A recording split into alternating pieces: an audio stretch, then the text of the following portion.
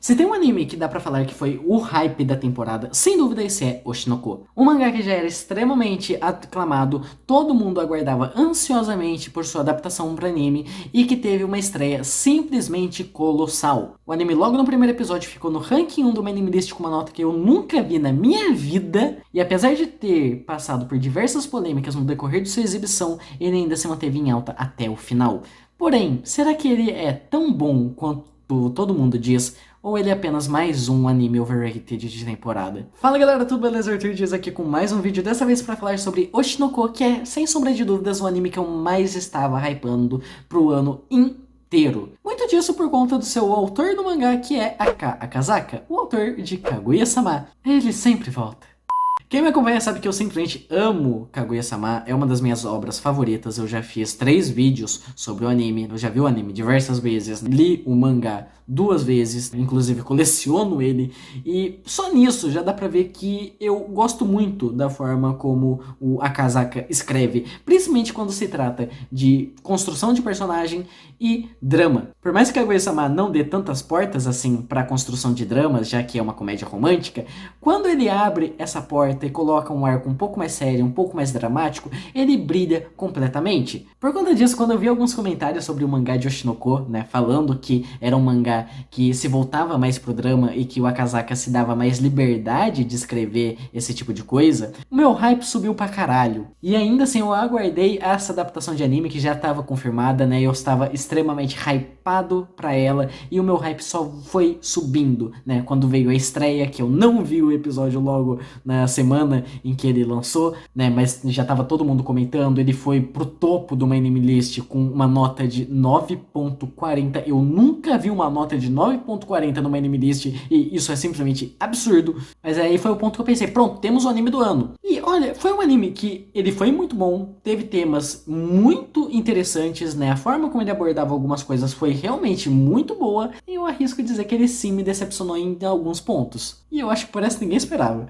Eu tinha uma confiança muito grande na questão do roteiro do Aka Akazaka, mas eu acho que em diversos pontos ele acaba tropeçando bastante. E nisso eu não falo nem necessariamente na forma como o anime vai seguindo, né? Porque esse primeiro episódio foi extremamente aclamado, todo mundo falou até não dar mais sobre ele, então você pensa, pô, o episódio 1 foi do caralho, né? O episódio 1 foi praticamente perfeito, então o anime deve ter decaído depois dele. Não, logo no primeiro episódio tava todo mundo pirando, tava todo mundo falando que aquilo era perfeito, eu já tava ali catando problema. Queria ser o cara chato? Não queria. Eu queria muito falar que o primeiro episódio é perfeito também.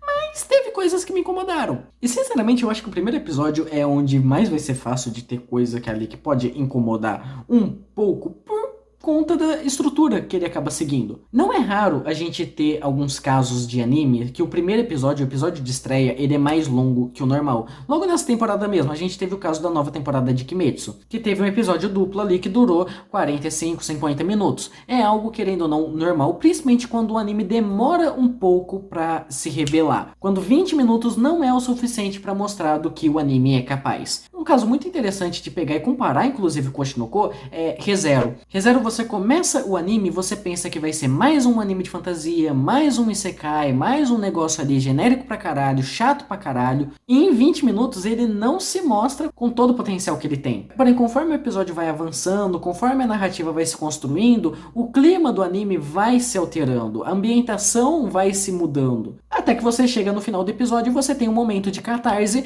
aonde Re:Zero se mostra. Oshinoko faz algo muito semelhante, tanto que o ponto de virada em Oshinoko pode até mesmo ser considerado um spoiler. A gente tem uma coisa que é sim spoiler logo no episódio 1. Algo que se você for esperando, você já perde um pouco da graça desse episódio de estreia. Porém, o ponto é, esse primeiro episódio, ele adapta todo o volume 1 de Oshinoko. Então, o ponto que eu quero abordar é que esse ponto de virada, esse momento de catarse da história de Oshinoko, demora pra um caralho pra acontecer. Só que a estrutura ali da forma como o episódio vai sendo seguido, você vê nitidamente que daria pra fazer facilmente separado em 4 episódios distintos. Até porque ele tem espaçamentos de tempo gritantes. De um ponto para o outro, às vezes passou 1, 2 anos, alguns meses, né? Então tem um espaçamento de tempo que é bem forte. E por conta disso, às vezes o que está sendo retratado em uma etapa do episódio não se conecta tão bem com o que está sendo retratado em outra. O que faz você pensar, pensar realmente, poderiam separar isso aqui em episódios distintos, cada episódio retratando aquele período de tempo, até chegar no momento de catarse onde você tem o último time skip, onde o anime vai se seguir. Porém, se fizessem isso, o anime não ia se vender, porque esses pontos que a gente vai retratando, por mais que tenham coisas relevantes, tenham críticas legais, tenham abordagens legais no tema do próprio anime, é mais pacato, é mais genérico. É algo que vai atingir mais o pessoal que gosta muito do moezinho, mas até você chegar num ponto onde o anime realmente se mostra, onde toda essa abordagem vai se alterar, você já perdeu boa parte do seu público. Então esse momento de catarse precisava realmente estar no final do primeiro episódio. Porém, essa questão do ponto de catarse, do ponto de virada da história, também se aplica para o mangá. E o mangá não teve esse privilégio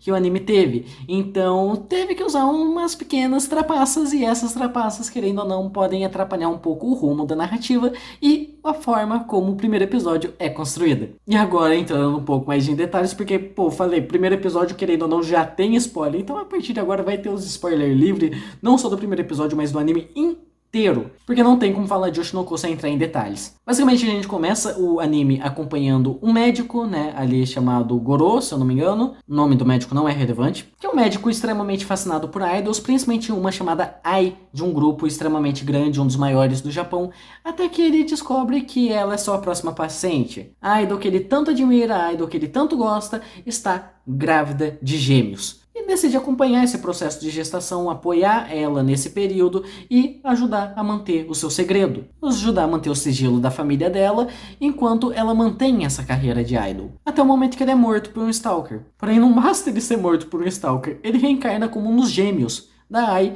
junto de uma antiga paciente dele, que reencarna como a irmãzinha. E a partir daí, boa parte do episódio é você vendo o cotidiano da Ai com os filhos, né? Você vê ali eles ainda bebês, né? Como começa realmente essa dinâmica familiar, né? Essa questão da Ai ter que esconder essa questão da família, porque idols não podem ter filhos, idols não podem ter namoro, não podem ter um relacionamento. A gente já fala um pouco dessa questão de como abordam a indústria do entretenimento, é algo que vale a pena focar uma parte do vídeo só para isso, né? Mas vai mostrando como fica essa questão familiar dela. Depois a gente tem um momento ali que já começa a ver a questão do Aqua, né? A forma como o Aqua, que é essa reencarnação do médico, vai se desenvolvendo, né? Como também ele vai entrando nesse mundo do entretenimento, né? Aí ele um pouco mais velho, né? Já com uns 3, 4 anos. E a última etapa é o ponto de virada, que é a morte da Aya. Essa volta do Stalker matando a ídolo dele. E a gente tem um momento de virada que é realmente o Aqua jurando vingança, já que provavelmente a pessoa que planejou tudo aquilo, que vazou a localização da Ai pra Ai ser morta, é o pai dele. E a partir desse momento a gente sai daquele negocinho, moezinho, cotidiano, cuti-cuti da Ai ali com os filhos e não sei o que tem umas críticas legais, tem umas partezinhas de drama interessante da personagem, tem uma psique interessante da personagem também, mas a gente sai disso para algo mais voltado para um thriller investigativo de vingança. Ele realmente passa de algo um pouco mais moezinho para algo um pouco mais sério. Por isso eu falo que o primeiro episódio, ele tinha que acabar nesse ponto, porque se você ficasse 4 episódios moezinho, cuti-cuti, bonitinho, não sei o que, e virasse depois do quinto para esse negócio um pouco mais sério, um pouco mais dark, o pessoal que se interessaria por esse negócio um pouco mais sério, um pouco mais dark, já teria ido embora no cuti-cuti. Porém, como eu disse, tem trapaça ali no meio. O mangá não teve esse privilégio de ter um capítulo, um volume inteiro lançado de uma vez na Shonen Jump. Então, como eu posso mostrar esse elemento um pouco mais dark, esse negócio um pouco mais sério e um pouco dessa dosagem de drama logo de cara? O médico. A morte do médico no primeiro episódio é um cheat desgraçado. Você mostra de dose bem leve como vai ser o clima do mangá depois do volume 1. Então, tipo, você sai do negócio um pouco mais tenso, você tem tudo aquele processo fofinho, bonitinho, pra aí depois ir pra outra coisa tensa e o mangá fica tenso o decorrer dele praticamente inteiro. O que ainda é mentira, mas vamos lá. E o negócio dele ser uma reencarnação, dele ser um adulto em mente de bebê, também dá portas pro autor ser bem expositivo. Em alguns pontos, foda-se ele ser expositivo, né? Uma própria parte é a Ai conversando ali com o médico no começo, né? Ela falando toda aquela questão de idol, né? De mentir é amar. Aquilo é expositivo pra caralho sobre o mundo das idols? É. porém é um diálogo muito bem construído, tem linhas de fala muito boas, né? A forma como um entende o outro, a forma como os dois decidem se ajudar, essa relação de idol e fã. Então tem uma construção legal ali. Agora, o diretor de cinema explicando como funciona um set de gravação para uma criança de 3 anos, aí é difícil. Isso, querendo ou não, só acaba funcionando minimamente porque você tem um personagem já adulto num corpo de criança. Então ele já tem um pouco mais de mentalidade para entender algumas coisas que estão acontecendo ali, que, querendo ou não, se não tivesse todo esse negócio de reencarnação, não ia funcionar tão bem. O ponto é, não utilizam bem esse negócio deles sem reencarnação. É muito mais essa jornada de vingança do Aqua do que realmente esse mistério. Por que eu reencarnei? É só ver, por exemplo, que eles puxam muito mais esse negócio de reencarnação na irmã dele, a Ruby. A Ruby tem alguns dramas, a Ruby tem alguns traumas que estão muito relacionados à vida passada dela. E esses pontos da Ruby são os únicos pontos ali em que o anime, querendo ou não, lembra desse aspecto. Opa, os dois reencarnaram. Porém, em momento algum eles se questionam do porquê disso, porquê eles, porquê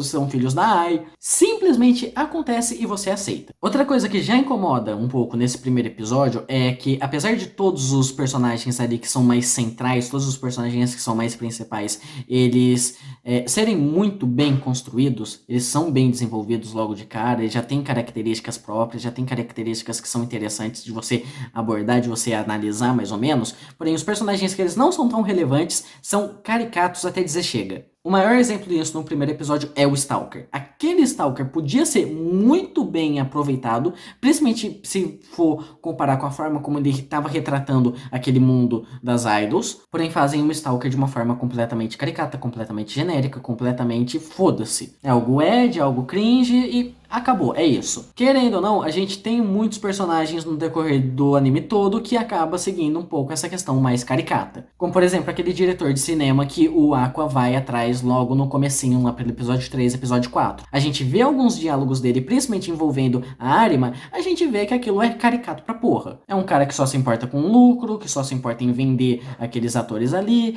que estão utilizando alguém que entende um pouco mais de atuação pra tentar vender um pouco a imagem da série, porém tá reclamando que ela se entrega muito pra atuação, que ela fica exigindo muito de atuação ali, não sei o que, e eles só querem fazer algo de qualquer jeito pra ganhar dinheiro. Aquilo é utilizado pra fazer uma crítica à indústria do cinema, pra fazer uma crítica à indústria de série, dá pra comparar muito bem com, sei lá, série da Netflix, aquelas séries adolescentes, é exatamente aquilo. Porém, podiam fazer de uma forma menos forçada. Apesar disso, eu acho que essas partes, né, que pega realmente pra criticar a indústria de entretenimento, são as que eu mais gostei e pra mim é o que mais sustenta o anime inteiro. Principalmente quando pega pra fazer os dramas de alguns personagens que acompanham ali relacionados a essa parte da indústria. A Ai mesmo é um exemplo claro disso. A forma como a personagem da Ai é construída com essa imagem de idol é simplesmente espetacular. Tanto que pra mim o que justifica todo o hype do primeiro episódio é ela. O primeiro diálogo ali, essa questão que eu já falei, né, dela falar que mentir é amar, pra mim já diz muita coisa. Não só da indústria de entretenimento, mas dela mesma. Essa forma como ela é uma pessoa mais apática, uma pessoa que não vê tanta beleza, que não se empolga tanto com as coisas, e pra aprender a amar, ela começa a mentir. Pra aprender a amar, ela começa a fingir algo que ela não é. Alguém mais alegre, alguém contagiante, alguém extremamente amigável. E aquele diálogo dela com o doutor acaba sendo extremamente interessante, porque o doutor, ele tinha essa imagem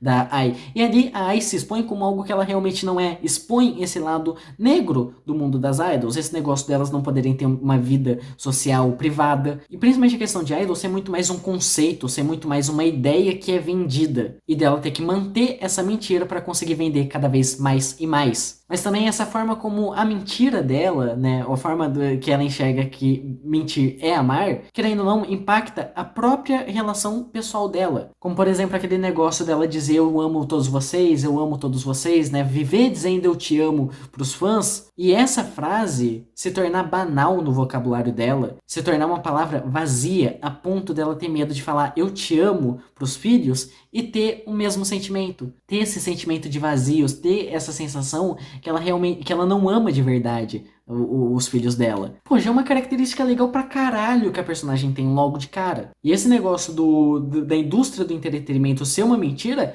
também é algo muito legal e que é abordado no decorrer de todo o anime. Mostrar que a indústria do entretenimento, seja idol, seja cinema, seja reality show, não é um mar de flores que parece. Teve um vídeo que eu achei muito interessante que eu vi sobre o Oshinoko do PH Santos, que ele fala justamente isso, como a indústria da arte é uma grande mentira. A questão de suspensão de descrença, né? A questão de você comprar uma mentira, o desejo de querer ser enganado, porém a descrença quando você percebe que aquilo era tudo armação, a forma como quando a verdade é vazada, aquilo não funciona mais tão bem. Uma temática extremamente interessante, uma abordagem muito boa, e é, sem dúvida, o que o anime melhor faz. Inclusive, é muito legal também que depois que a gente tem esse negócio da morte da Ai, muda bastante da questão dos dois protagonistas, né? Principalmente o Aqua, né? O Aqua, né? Sendo bem honesto, eu não gosto muito dos dois protagonistas. O Aqua, ele vai mais pra esse lado Ed, cringe, que eu não sou muito fã.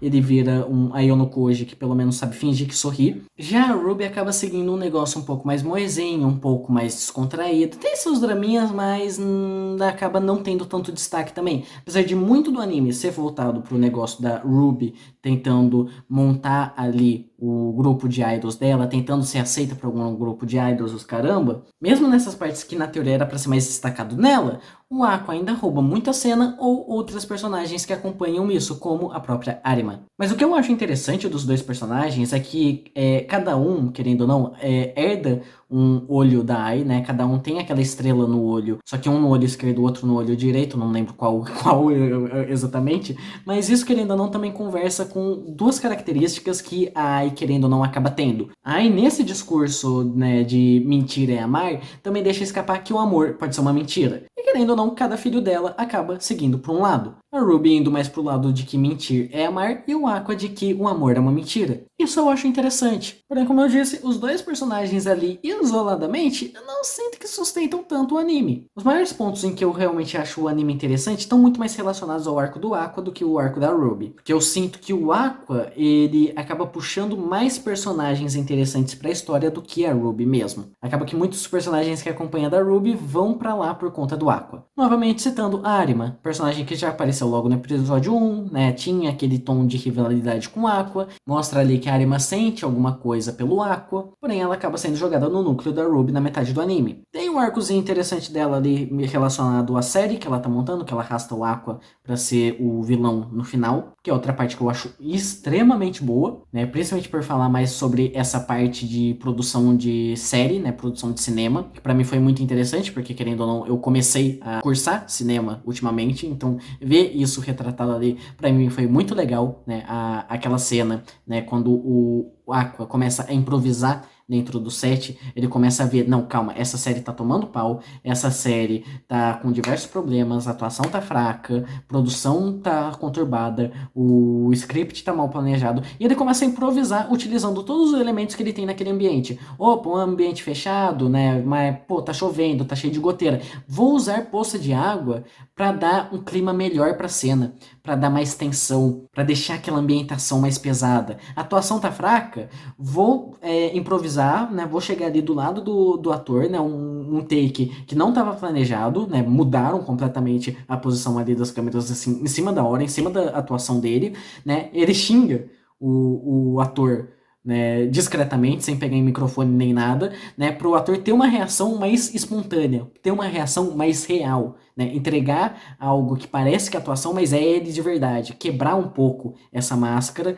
para entregar uma atuação mais genuína, né, tanto que ele dá aquele xingo, né, falando, nossa, isso é bem feio, né, um xingo bem merda, mas que no caso do ator ali, que era extremamente egocêntrico, funciona, e no momento que o ator ele tem aquela reação, ele volta pro personagem como se estivesse provocando o negócio da garota. É uma parte muito bem planejada, eu acho que é uma parte que, assim, é uma das que mais me prendeu. E querendo ou não, já aborda um pouco da questão da área, mas essa questão dela se entregar muito pra atuação, do período de destaque dela ter passado, que ela ficou marcada como uma atriz infantil, que depois ela não conseguiu mais tantos papéis, ela perdeu a relevância no mercado, e que ela sempre queria algo pra voltar a ter essa relevância. Dramas que até voltam no último episódio, né, quando ela já tá na questão do grupo de idols, retomam um pouco essas características e dão um novo desenvolvimento para ela, agora junto da Ruby e junto da Man. Um drama muito bom. Só não é melhor do que o que vem logo em seguida, que é o da Akane. Esse foi um arco que deu bastante polêmica, né, pro anime, principalmente por acabar linkando com algo que já estava acontecendo no Japão, né, querendo ou não, foi uma situação bem semelhante, mas a forma como abordaram é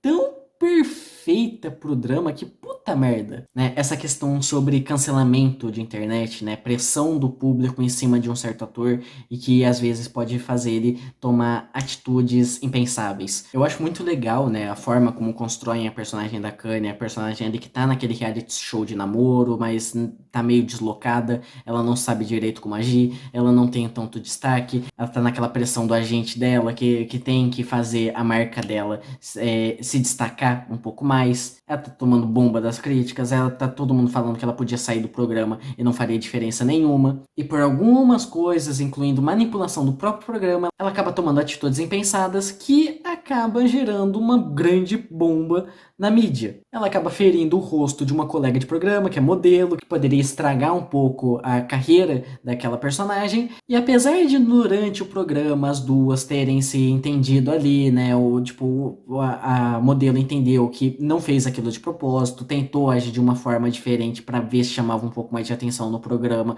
mas trata como algo natural, ela mesma faria aquilo, só que a câmera não estava pegando, então o público sai matando em cima da personagem, falando que ela devia se matar, que ela devia se envergonhar. Ela toma a iniciativa ali na rede social falando que realmente se arrepende daquilo e todo mundo pega, opa, ela viu que fez merda, então não tem problema tacar pedra. Isso só vai afundando cada vez mais a personagem, cada vez mais, cada vez mais, cada vez mais, né? Tem aquela cena dela tentando suicídio. Então é um arco pesado, é um arco forte e é, pra mim, um momento em que o Akazaka, ele mais brilha realmente nessa construção de drama. É o melhor arco de drama do anime inteiro. A forma como constroem as cenas também, né, envolvendo esse arco, né, aquela parte de todos os scripts caindo, né, atrás da personagem, ela tentando encontrar o papel, né, a questão dela no teatro, né, que o teatro não é uma mídia mais que o pessoal procura tanto. Isso é um negócio que eu nem falei tanto da produção de Oshinoko, mas eu sinceramente não sei se tem muito o que falar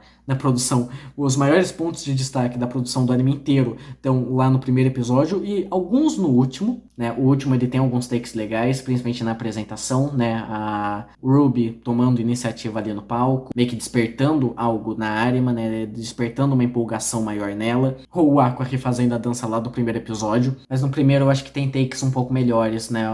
A própria questão da dança mesmo, né? Os dois bebês ali dançando no palco. A parte da Ruby aprendendo a dançar junto da Ai. A morte da Ai é um take muito bonito, um take que é muito bem composto, ou principalmente o momento em que o Aqua jura vingança. Aquela cena do Aqua jurando vingança é maravilhosa. Porém, são takes específicos que o Dogakobo mostra que ele pode fazer um negócio simplesmente maravilhoso pro resto do anime ter uma animação padrão, uma animação da média. Não uma animação ruim, não é aquele tipo de anime que você olha, nossa, o traço tá tudo torto, nossa, o traço tá muito feio, nossa, é uma animação muito mecânica. Mas não é aquele tipo de produção que se destaca tanto. Eu acho que ele tem sacadas boas na direção, né, como por exemplo essa cena mesmo dos scripts caindo por trás da personagem, eu acho uma cena bem composta, mas não sai muito disso. E pra mim, depois que sai esse arco da Akane, né, o anime ele pisa bastante no freio, querendo ou não, né, começa a abordar bem mais a questão da Ruby, porque a Ruby fica o anime quase inteiro em segundo plano, a Ruby é um grande foda-se, volta a explorar um pouco essa questão da Bikomachi, né, que é o grupo que ela acaba formando com a Arima e a Main.